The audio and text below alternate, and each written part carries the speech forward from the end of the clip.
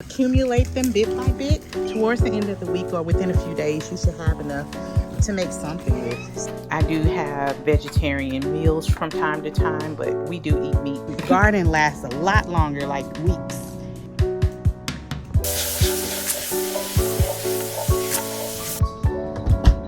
Good morning, family. I'm Shauna from Roots to Recipes. Thank you for joining me here on this channel. It's a new channel and I have been gardening for about maybe a little bit longer, maybe 5-6 years. And I'm still relatively a small gardener. I am transitioning from one home to another. I had the pleasure of staying with my in-laws, my husband, and our family. And while I was there, I established a really nice garden. And I was able to bring some things here, but not everything just yet because I'm recovering from a very big leg injury. So everything is condensed in one little area. Ooh, I'm sorry, I'm not gonna put makeup on to come and do a garden video. It's just not practical everyday life, so bear with me.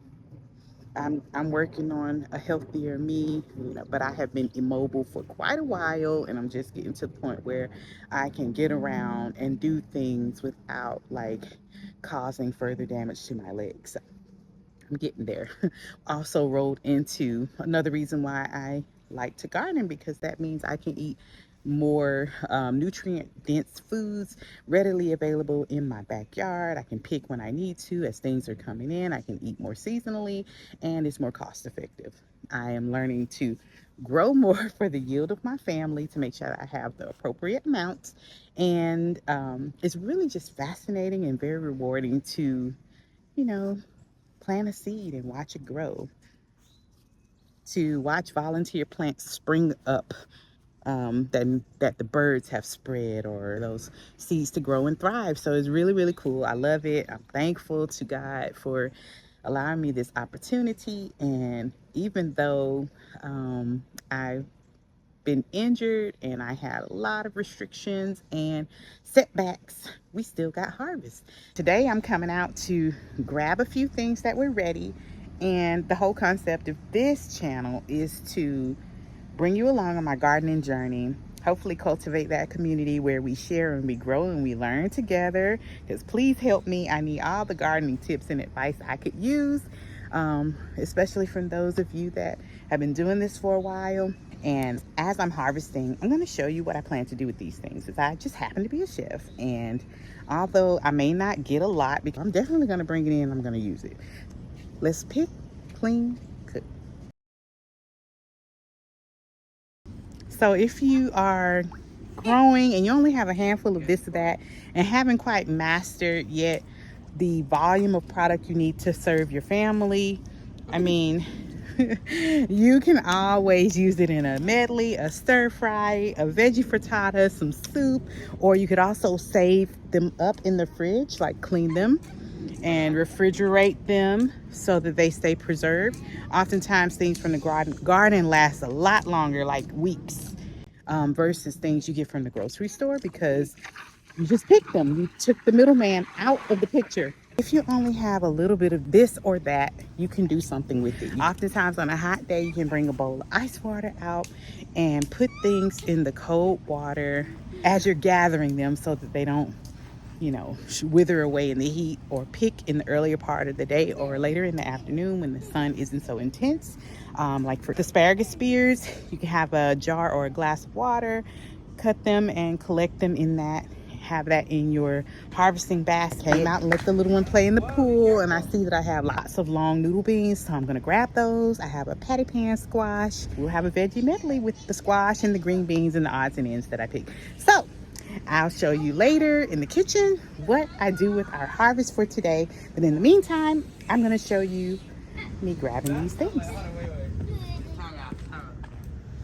The more you pick your green beans, the more you will get, because the plant will get the signal that it needs more seed to produce, because the plant's job are just to be fruitful and multiply. So they're going to be sending out more bean babies if you harvest frequently. So not a ton, but if you accumulate them bit by bit, towards the end of the week or within a few days, you should have enough to make something with. Yeah, just keep growing, keep picking, and you'll get better. You'll start to get a realization of how much I need for my family size. So I would say you probably need about 4 bean plants per person.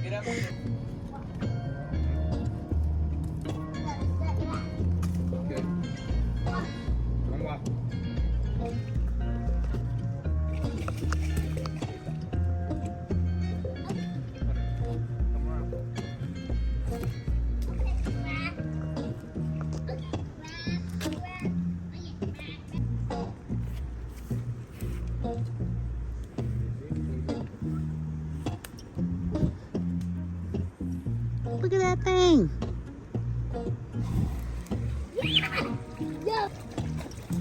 Whoa, stop.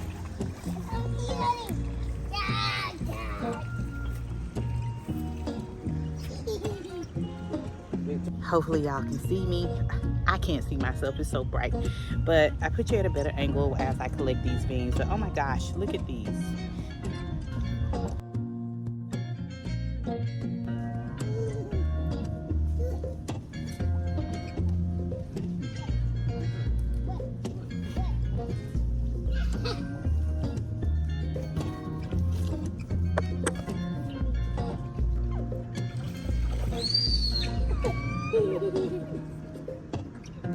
Okay, we got a nice little harvest.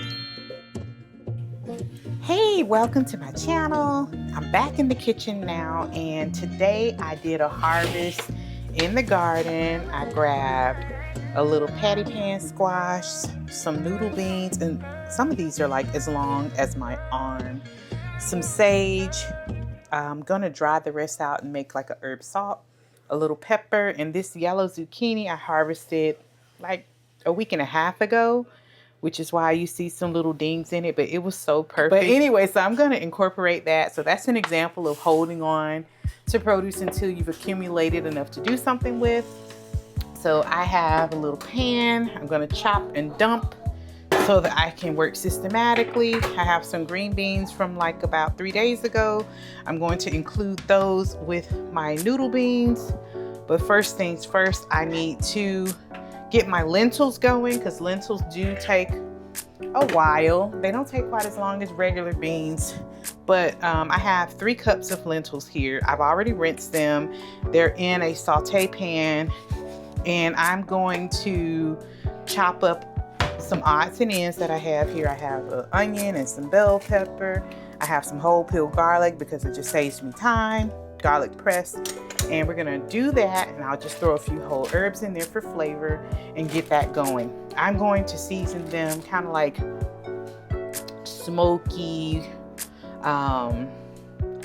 spicy, not extremely spicy because my little one doesn't like overly hot foods, but they're kind of gonna be Moroccan style in a sense.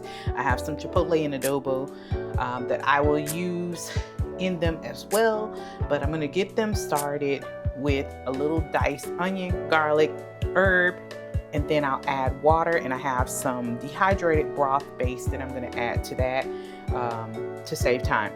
Another thing you can do as you're prepping all of your ends and ugly bits and tips, you can save your scraps. I have a zip baggie in the freezer that I accumulate scraps with, and when it's full, I'll make some broth when I have a full bag. And I also can include bones, like literally to stretch the protein that I have. I don't feel like dealing with meat tonight.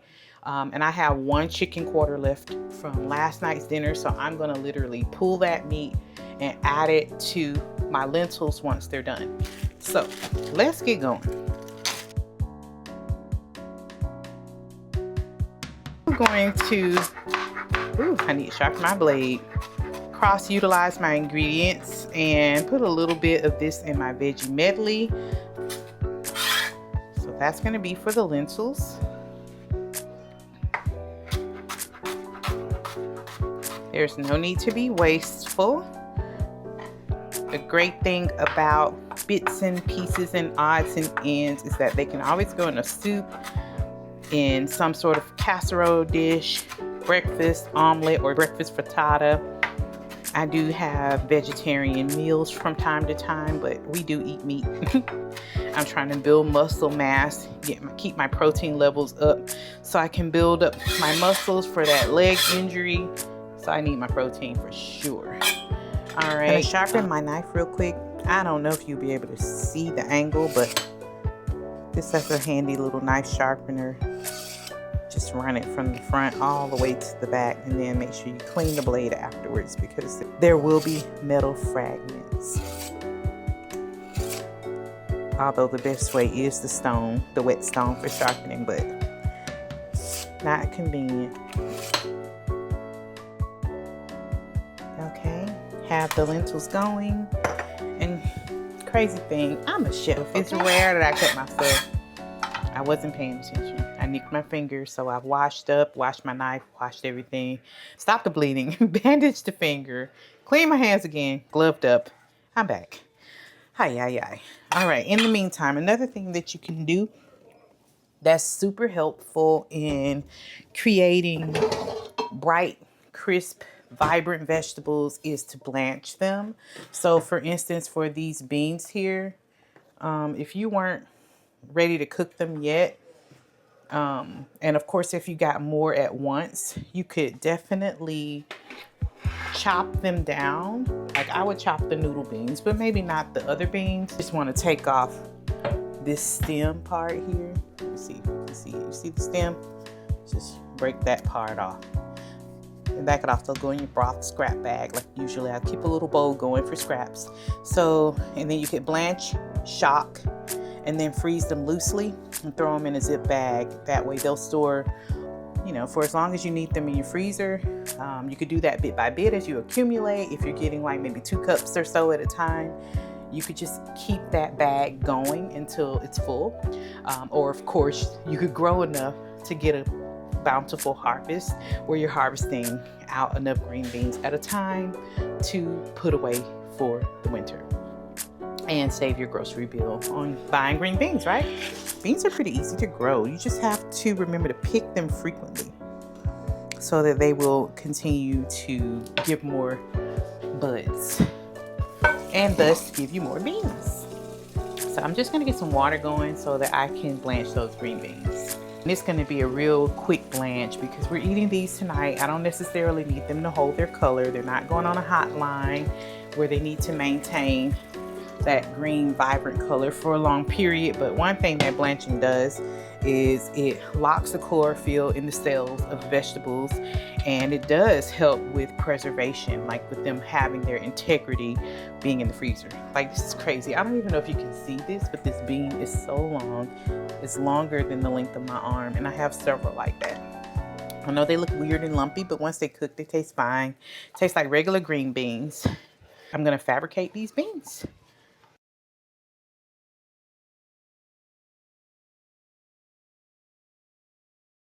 I don't know if you can see that, but I'm gonna put all my chopped goodies in there in rows.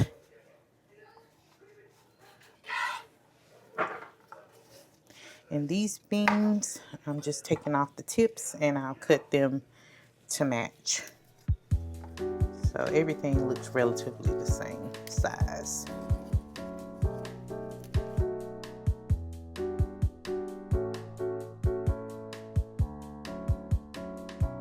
Curl your fingers with the claw. So hopefully you don't take off a fingertip. Now, I cut my finger testing if the knife was sharp enough and cleaning the blade. I was just kind of like in my head at the moment and not fully attentive. So don't be like me. Pay attention to what you're doing. Although I will say I absolutely rarely cut myself. Okay, my lentils are starting to saute down. There was a little moisture in there that has to evaporate out first. So I'm gonna let that happen, and then I'll add my spices. Let the spices kind of toast and bloom and enhance in flavor. This one was a little bit too mature, but we still using it. It's so pretty. Okay.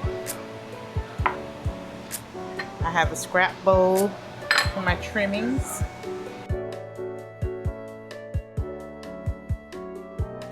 cut these however you like. I'm going to plank them, but oh my goodness, look how pretty that is. This is 2 weeks old and it's still vibrant.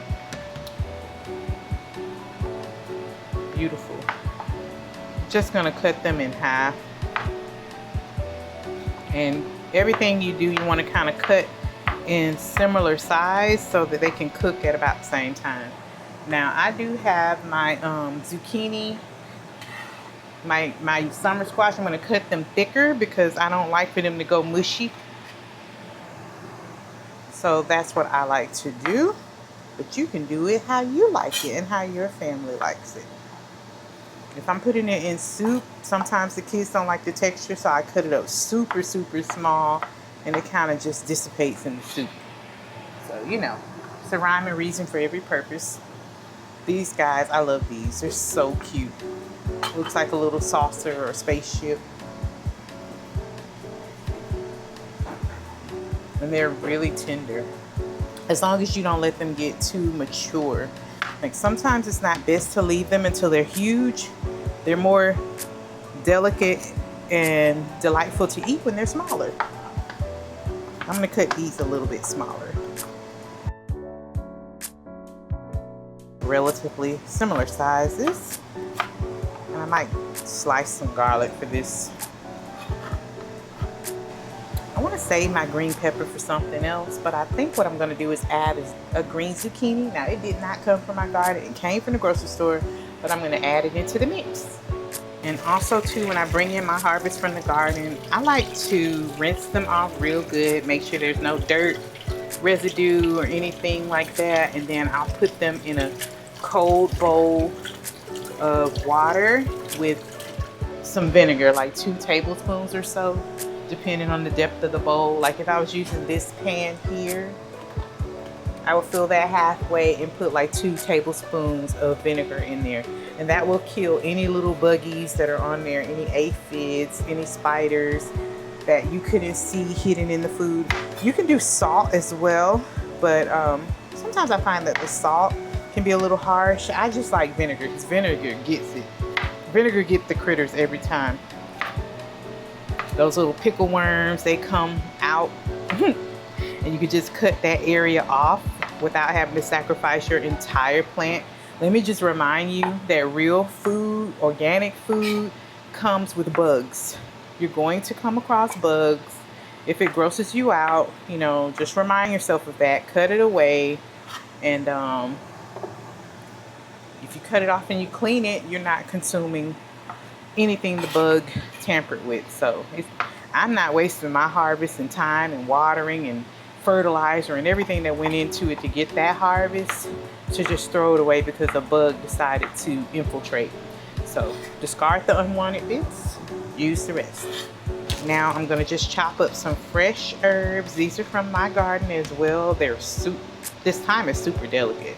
I am in the process of transferring my garden to our new location. We lived with my in-laws. They were so gracious and kind enough to let us stay and get back on our feet, get our own place. So, but I've cultivated a nice garden over there. I have several fruit trees, an apple tree, a pear tree, a big mature fig tree that I grew from just a little twig, what they call a bare root. And I'm gonna see if I can get my sons to dig up a portion of the root that I can plant out here. They say that they're easy to propagate, but I haven't had experience with them propagating. The ones I attempted to do rotted, so I'm gonna see if that way will work, because I make homemade fig Newtons and they are so good. Even my picky eaters like them. My husband loves them. I put them in smoothies. They're nutritious, full of fiber, just overall good for you. And they're expensive in the grocery store, so I'm so gonna miss not having my figs. I have muscadine plant over there, which is pretty mature. It's pretty big actually. Huge oregano patch, a huge thyme and mint patch, and we dug up all the berry bushes, and although they are not as big and luscious as they were in the past, they still yielded fruit this season, considering they were dug up this past fall. So I'm thankful for that. It's a lot to be thankful for. So hopefully I'll give them some fresh berry soil and more fertilizer in the fall. In this coming fall, and hopefully they'll bounce back and flourish and be as bountiful as they once were. So we're working on it. I miss being able to have my spice blends, because here at this property I was only able to bring a patch of my herbs at a time because I'm still recovering from a very bad leg injury. I broke my tibia, my fibia. I dislocated my knee. Like, it was popped out of the socket. It was backwards, looking freaky. I tore every ligament in that leg, the ACL, the PCL, the lateral ligaments. I don't remember what they're called. I tore my meniscus. I damaged the muscle tissue. I damaged that main artery in the leg. So it's really a blessing that I still have my leg. But a year and a couple of months later, I'm still recovering. I've had surgery. They're rehabbing me. I'm getting there, but I'm not exactly as fully mobile as I was. Like, I can't fully bend. I can't get down on my knee. I can't run. I can't do high impact things. I don't have the endurance in the leg like I once did. So I'm just working to get there. They say I can get there. It's just going to take a while. And I really underestimated what that meant. I just knew by now I would be close to 100%, and I'm not. All right, so getting back to things. Now I'm going to blanch my green beans. I think I'll bring you to the stove top now that I'm done with all my prep work of chopping. Oh, except I do have to pull the chicken to go in the lentils, but I can do that after we get these beans blanched. Bring it up. Hold up. Okay, I have my lentils going. I cleaned them. I added about 4 minced garlic cloves, a handful of the chopped herbs that I did, a little pinch of the diced peppers and onions. I'm gonna add more later. I added smoked paprika, onion powder, garlic powder, coriander, cumin, salt, pepper flakes, and black pepper. And I'm gonna taste it later. I also added a scoop of dried chicken stock base. I eat meat, so I need chicken stock, and I'm adding chicken to this later anyway. I add a little bit of olive oil and I let the spices toast. Then I deglaze the pan with water, which my powder turned into broth. So it was like I deglazed with broth, but water. And now I let it come to a boil. Then I lowered the temperature to about 2, which is at a simmer, not a rolling boil, but a few bubbles here and there. That's a simmer. Typically you'll see it around the brim of the pan. So that's what's going on. These will take about 30 minutes or so to cook. So this is relatively a quick dinner. And here I'm about to blanch my green beans. So you saw me chop up the long beans. These are asparagus noodle beans. So I added a little salt to my water. It doesn't have to be at an extreme rolling boil. We really just want to cook them until they become a deep, vibrant green and lock in that chlorophyll in the cells of the vegetable. And then also this is par cooking it very slightly. And then I'm going to saute everything up together with the zucchini, the peppers, the onions, some fresh garlic, and season it up similarly to my lentils so everything can complement each other. And then we'll have a nice quick dinner that is summer fresh, relatively quick. If I wasn't filming, I would be done by now. And high in protein, because lentils themselves are pretty rich in protein and fiber. And I'm just going to add 1 chicken quarter to it. I'm going to pull it, I'm going to dice it, I'm going to add it in there when they're almost done, like when they're al dente, so that the chicken can flavor them up. And then I can tweak the seasoning and see what it needs. So, I also added salt, if I didn't say that. So here we go. I'm blanching. I don't know if you noticed, the color is already starting to change. The green beans are kind of sort of becoming a more vibrant green, but they're not fully there yet. So I'm gonna give them like another 30 seconds. And when I pull them out, I'm gonna go straight into a little ice water. You don't have to be as strict about it. You could just do it in cold water until they're cold, but that's called shocking, and that stops the cooking process, and it also locks in that vibrant green color. So if you forget to shock it, don't be surprised that they don't stay green as long. So that's just a great tip to do if you're going to be blanching and freezing for preservation, or if you need them to stay on the hot line. But that's about it. So I'm going to pull them out and we'll keep going. Another thing too about your veggie prep, when you want to saute, make sure you wash them and then dry them off, because dried veggies will saute quicker. If they have moisture on them, they're going to steam before they actually begin to caramelize. So, you know, just a little food for thought. I'm not going to saute just yet because I want my lentils to get closer to being done. In the meantime, I'm going to go ahead and prep out my chicken so that when the lentils are closer, I can add it. By the time I do that, my lentils should be closer to being done, and then I'll do my saute. So try to consider what gets done faster. So if something takes longer, you want to start with the longer cooking item, get that almost there. In the meantime, while that's cooking, you prep out the other things that may be quicker. Like, you know, you could then take this time to prep the veggies as we've done. If you were seasoning your fish, you could do that while you're waiting on the lentils to cook, have that ready to go. Or for instance, if you were making a sauce, you could get that all together. So then once the long cooking item is about done, then I'll be ready to put everything together close around the same time. You don't want to cook the veggies first and then you have a long cooking item going. And then by the time this is ready, your veggies are limp and lifeless. They're not bright and beautiful and vibrant anymore. Of course, if that's how you roll, you could do that. If you're prepping to cool and store away, you could certainly do that because it wouldn't matter anyway. But if I'm serving it hot to my family, I want to consider cooking things according to their time span. So the longest cooking items I start first, and then I use my time intervals in between to take care of the things that can be done while we wait. All right, I forgot I had one little serrano chili that I accidentally knocked off. I'm going to slice that up and that will go into my saute as well. I'm going to remove the seeds because they can be hot and I don't know how hot it is. Okay, I just wanted to show you the lentils are almost done. They're nice and al dente. I'm going to add a little bit more broth. This was 3 cups of lentils. And remember, they're gonna cream themselves out a little bit, so you don't really need to mash any of them or add any cornstarch or thickener if you like yours to have a little bit more viscosity.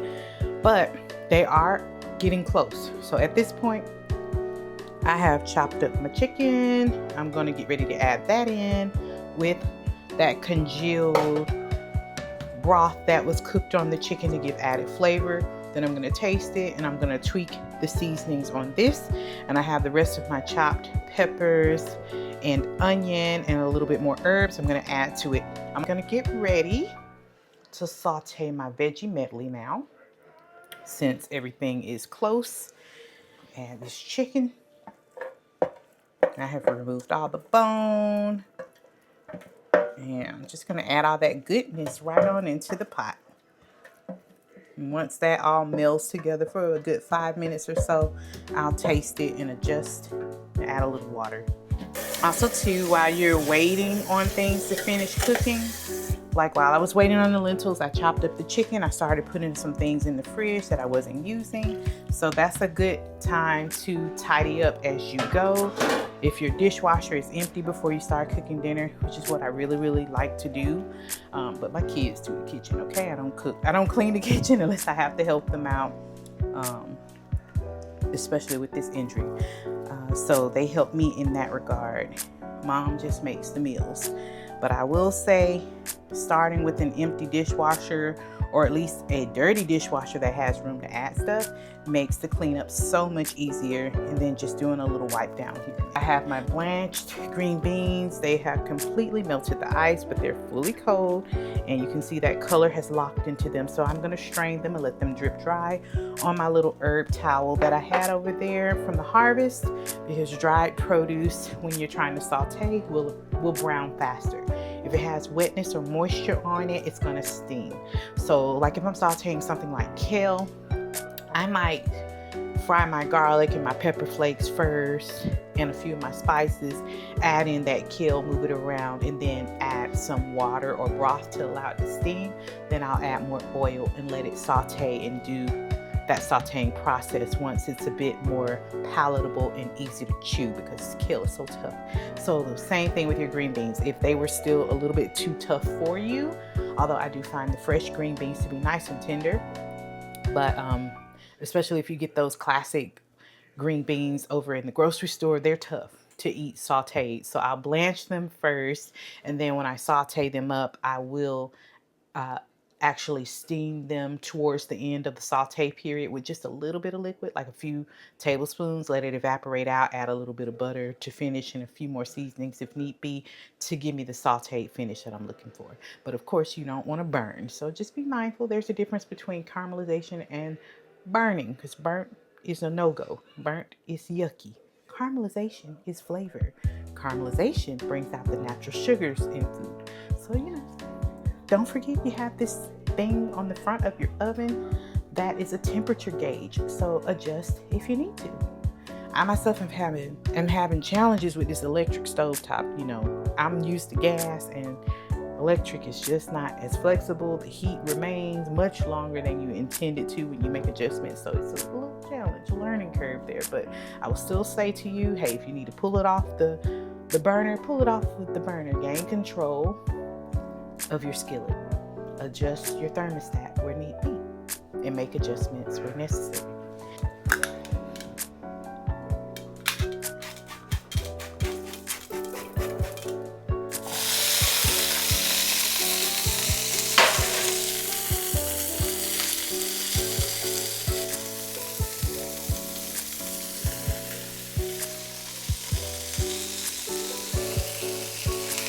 That is that serrano chili and some sliced garlic. I'm gonna add a little there. And I have what I'm calling my Judah blend. It's almost gone. It's a combination of garlic, pepper, thyme, onion powder, and a little bit of salt, and a pinch of paprika, smoked paprika. But you can adjust that according to your preference. The beauty in making your own seasoning is you can taste it and add as much or no sodium at all. So at this point, I think I'm going to add a little pinch of red pepper flake, and then I'm going to get everything else in there. I just wanted those to have a quick start. Ooh, those are too big. Look how big those are. Too big. I have a preschooler trying to eat. Just keep in mind who you're cooking for and make sure that they're able to eat what you're making.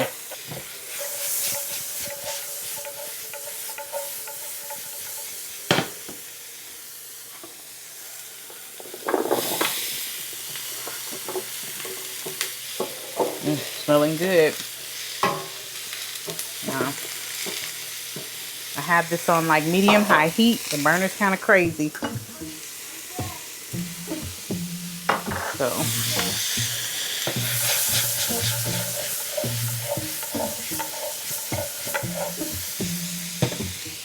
you can just stir it. I'm showing out.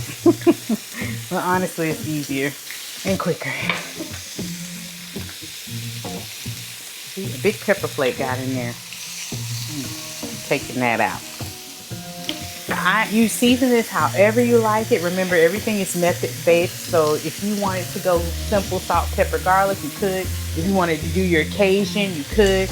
If you wanted to do, I added a little bit of smoked paprika because I like that smoky essence. And it's going to tie everything together. So you could just really do whatever you want. It's all up to the cook. I'm going to check my lentils. I don't know if you can see them over there. They're almost done. I added the chicken. Some more liquid. I think I'm going to add a little bit more. I'm going to add those peppers and onions to it that we talked about earlier. A little bit more water. Yes, Mom. Hey, baby. Good job. It's almost ready, okay? Now at this point, I'm going to taste it. I know you're hungry. Go ahead, say hello. All right. Thank you. That's good. The chicken did it. I'm going to let you taste it when it's ready. I can't tell what it tastes like. Hold on. You need a taste.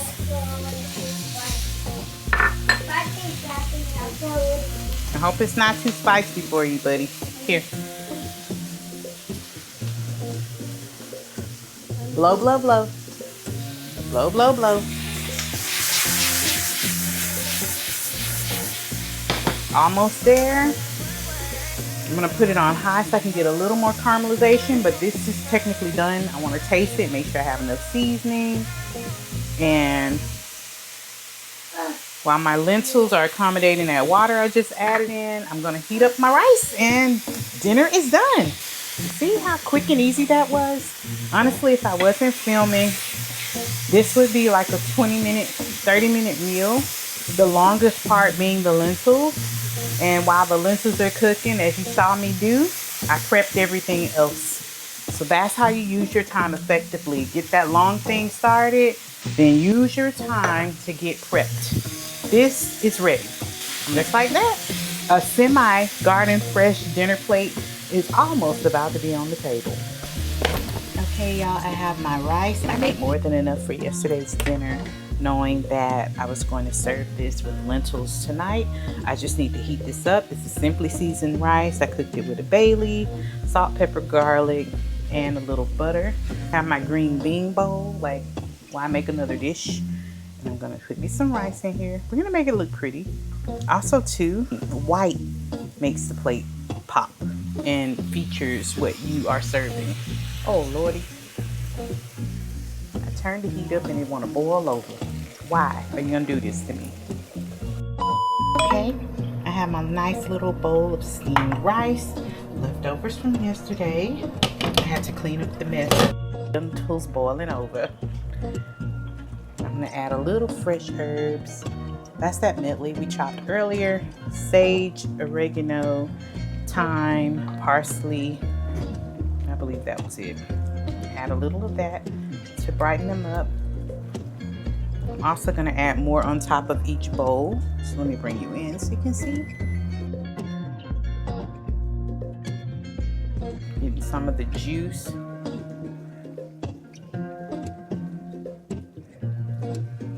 And it's going to get thicker as it sits and cooks down, but we're hungry. And then I have a little bit of that veggie medley. Bring you in to see it once more. It's fully cooked. Just put a little bit on top.